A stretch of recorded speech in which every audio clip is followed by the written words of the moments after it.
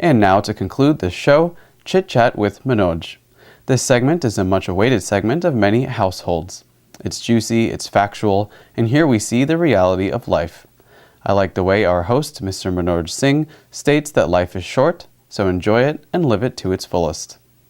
Anyways, this morning, Mr. Singh has invited Dr. Munish Mehra on the set, and these two gentlemen are caught in conversation with what's called clinical trials. Let's pay attention. Welcome to Chit Chat with Manoj. I'm Manoj Singh. Hello, Adab, Namaste. Today we are going to talk about a very interesting topic, clinical trials. This is a process by which medical products are tested and approved globally. And joining me for this discussion today is Dr. Munish Mehra. He's the Managing Director of Quantum Biopharma. Welcome, Munish. I really appreciate your time. So first, let's start with yourself. Where did you grow up, or the colleges or universities you went to, and how did you get into this field of biopharma and pharmaceutical business? Sure, thank you. I knew nothing about this industry while growing up. I studied in Dehradun and then went to IIT in Kanpur. My interest was really in computers and eventually doing something related to computer science. I came to the US in 1984 working towards a master's in computer science and also a PhD in statistics. Even at that point, I had no idea what I was going to use those degrees for, but I felt if you pursue your passions and interests and what you enjoy doing, the career would follow. While studying at the university, I started to help folks analyze data from clinical trials, and eventually just discovered this whole industry, got involved with analyzing data, designing clinical trials, working with the FDA to approve drugs that work, and eventually just working in the whole clinical trial process to test and approve new medicines. Interesting. I'm very inquisitive. In fact, I like to know about a lot of things, and so let's start with the basic. So what, for our audience, what is a clinical trial? Sure. So a clinical trial is a well-designed experiment where in a clinical trial protocol, you lay out exactly how a new drug will be administered, what data will be collected, how it will be analyzed, to test, say, a hypothesis, which is whether a new drug works or not. Now, the key word here is works. How do you define if a medicine works? Now, if a medicine is reducing cholesterol or reducing blood pressure, we can measure those accurately. But for many medicines, it's very hard to measure the impact of the drug, especially in areas like psychiatry, neuroscience, etc. You have a battery of questions that are asked. And based on those answers, we can determine whether the symptoms from the disease are getting better or worse. So at the end of the day, a clinical trial now measures whether a patient is feeling better, functioning better, surviving longer. So, it's a tight set of rules which are used to conduct this experiment. There's a key element of statistics involved where patients should not know what treatment they're getting, the physicians and the rest of the people involved with the trial, because there's an inherent bias when people get new medicines to feel that they're getting better. So we do what are called placebo-controlled trials, where patients either get the new treatment or placebo, and at the end of the trial, it's only then when we analyze the data that we look at it by who got placebo and who got the real treatment. Throughout the trial, it remains blinded. So you hear the term randomized, double-blind, placebo-controlled trials. That is sort of the gold standard that is implemented in clinical trial protocols. Yeah, and I'm pretty sure because of highly regulated by FDA and some other ethical standards and all that. There must be a very stringent process and checkpoints and measurements and all of that. So what is a clinical trial protocol?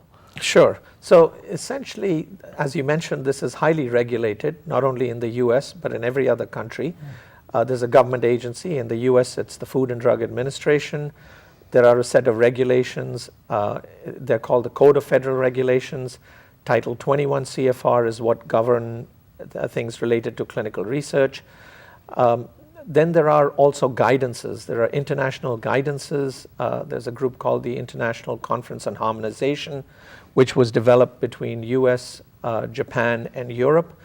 And all of these guide how the clinical trial protocol is, how do you ensure ethical standards, how do you protect patient interests. So there's a process called an informed consent, where all the key elements of the clinical trial, as explained in the clinical trial protocol, are described to the patient. They then give consent freely. They can withdraw their consent at any time. They can discontinue from trials at any time. So there are ethical standards that are maintained. There's also something called an institutional review board, which is a group that is either at the university or associated with the physician's practice that oversees the ethical and scientific standards. So they review the clinical trial protocol. A clinical trial protocol is anywhere from a 50 to 100-page document which explains in detail exactly how the clinical trial is conducted. And I hear that it takes quite a while, 7 to 10 years for a drug to be approved, and it goes through different phases, and there are gates like where you have to meet with the FDA and then had to go through the whole process of approval to the next phase. So what are the different phases of clinical trials? Sure, very good question. So clinical trials typically go through phase 1, 2, 3, and after phase 3 you apply to the FDA to get approval, and then you can have follow-up studies which are called phase 4 studies. Phase 1 studies are usually the first studies you conduct in humans. There are different types of phase 1 studies. Some could be the first time a drug is administered in humans. When you're testing a single dose, you may test multiple doses. After phase 1, you begin to understand what is the dose that you feel is safe and might be therapeutically viable. In phase 2, which are larger studies, phase 1 may be small. There may be 15, 20 patients. Phase 2, you may go to 50 or 100 patients, where you start to see if the drug works in patients. You also collect safety data. And based on what you learn in phase 2, it's often called the learn stage of drug development, you go into what's called the confirmatory stage, which is in phase 3, much larger studies where you have to show at a high level of certainty that the drug works. Could be hundreds, if not thousands of patients. And you also have to look for side effects, which you may not have seen in smaller studies, but you would see when you administer the drug to a large number of patients. So yes, there are distinct phases you go through. There is now a lot of work going to try to combine some of these, to look at newer methods to do these trials. There's something called adaptive designs. There's combining phase 1, 2, or 2, 3. So a lot of new methods are being applied, both from a process standpoint and from a statistical standpoint, to make the drug development process more efficient. So it takes a long time, 7 to 8 years. Is the process same across the world, or is just US is more stringent and maybe in Europe it could be a little bit easier? So yes, the process is long. It easily, on an average, it would take 10 to 12 years or even longer to try to get a new drug approved. There's also a very high failure rate. 90% of medical products that are tested in humans fail somewhere along the clinical trial process. So you have a success rate of only 10%. You have these huge clinical trials that cost a lot. The time it takes could vary from country to country. In general, US is considered the gold standard, and there is a high degree of certainty that the drug works before it is approved in the US. So, it easily could cost billions of dollars because you do multiple clinical trials and many of them will fail. So by the time a new drug comes to market, there would have been a lot of data collected, a lot of analysis to understand how it works, its efficacy, and that it's safe, its safety. And we were talking about this code word, and I'm just curious to know the D-Day. When is that? In which phase? When these companies come and now they're anxiously waiting, and a lot of money is on stake, and anything could happen. Yeah, so it's a accumulation of evidence. So usually at the end of phase 2, you begin to start seeing if there's a reasonable likelihood that the medicine works and is safe. The key part comes once you complete phase 3. That's when your data indicates that whether it's likely to be approved or not. Once you submit the application to the FDA, they go through a review process, and they may hold what's called an advisory committee meeting.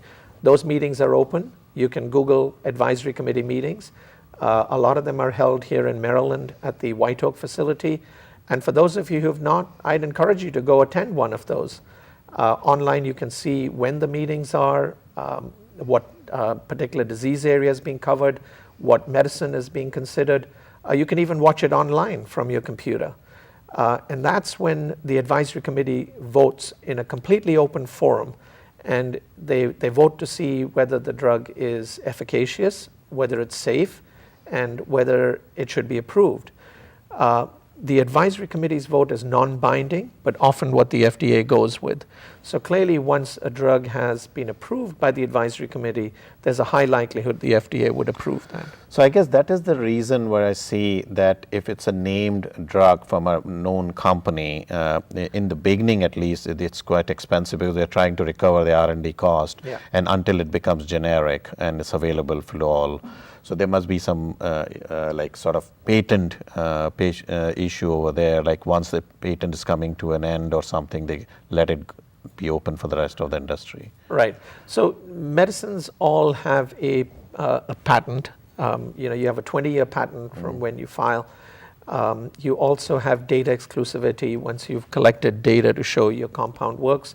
So because of the long process to develop medicines, the time that you have patent protection or data exclusivity could be relatively small, which is why companies have to try to recoup the bulk of their investment during that period.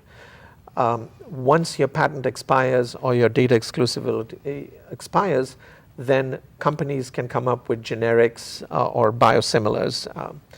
These products usually can be made by multiple companies and are a lot less expensive.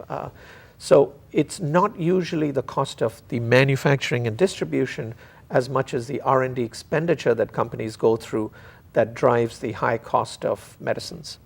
So what innovations do you see in the horizon? I mean, people must be curious. We always want to know in the field of cancer or some of the, some diseases which we have been trying to get some kind of relief. What do you see any? Yeah. So that's a very interesting question. I tell friends that a few years from now, we look back and say that these were the dark ages of drug development. The process right now is really based on brute force on numbers. We take a large group of patients. As I said, you give some of them the actual medicine, some of them the placebo. And if the drug seems to work on those people that were administered the actual drug as compared to placebo, it gets approved. We have no idea why drugs don't work in certain patients. We have no idea where certain patients on placebo have a very good response. So where we're now at the beginning of is personalized medicine, where we are trying to see why medicines work with certain people. Is there a certain biochemical parameter? Are there certain attributes of individuals that we can measure that increase the likelihood of saying, yes, the medicine works on these people? So we're going through that phase right now. We're also applying technology. We're also trying to reduce our failure rate. Working in an industry where 90% of drugs fail, most of our career is spent on working on products that never make it to market. So we will have higher success rates. We will come up with more efficient ways, both medically, statistically, and technologically, and we'll come up with better ways to find medicines that work. So there's a lot of innovation we're going through now. Any advice to viewers, especially the ones who are maybe have a unique disease and want to try a new drug? I think NIH also takes on patients which they try some of these drugs on. Yes, yeah. The NIH, the National Institutes of Health, also works in areas where typically commercial companies don't go. Also works in early stages of trying to find new medicines. One website you can look at is www.clinicaltrials.gov. All clinical trials in the US all clinical trials from phase 2 onwards are typically listed there. And you can search by disease area and then find clinical trials that may be of interest to you. How's information technology helping and supporting clinical trials? Sure. Technology, as we all know, is being applied from mobile devices to more efficient ways to collect data. And I think we're going to see tremendous innovation in efficiencies in clinical trials. So thank you very much, Munish. I really appreciate it. It was an interesting discussion, and like I said, I'm inquisitive and like to know more about what's going on, some of the behind some of these processes and interesting fields. So I hope you also learned something new about clinical trials. Thank you all.